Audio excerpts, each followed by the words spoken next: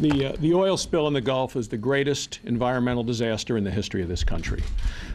While we saw committee meetings where oil executives pointed fingers at one another, the administration struggled to get a handle on the situation. The response was delayed, the response was disorganized, it lacked direction, and it lacked decisiveness. There was no clear chain of command.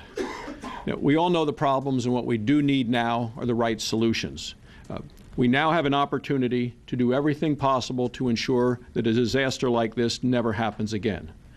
Republicans have good ideas on how to fix this problem and improve the federal government's response.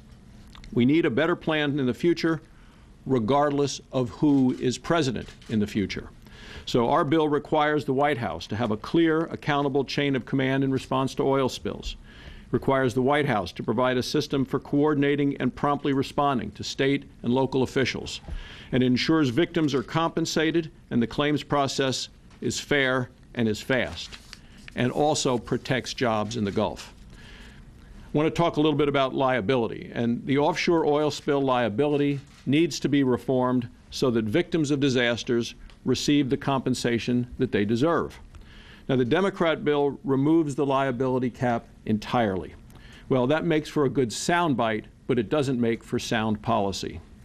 In fact, removing the cap essentially creates an offshore drilling monopoly, a monopoly for the biggest oil and gas companies.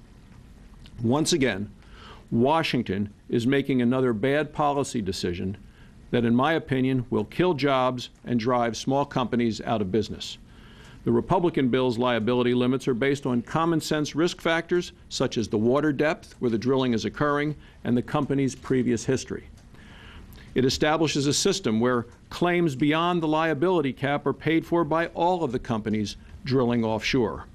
It also ensures that folks in the surrounding areas are fairly compensated and all companies share that risk. But small, independent producers have employed thousands of people in the Gulf, and they've done that for decades. They create jobs that produce 30% of the oil in the Gulf of Mexico and more than 60% of the natural gas. So instead of punishing these companies, we should set up a fair system, a system that compensates victims quickly, compensates them fairly, and allows the small and medium-sized companies to continue to operate. Americans want us to work together to find solutions to the problem and the right solution to prevent a further disaster. The Senate should come together on a bipartisan oil spill legislation. That's what the American people want, and that's what they deserve. Thank you, and with that, we'll take questions.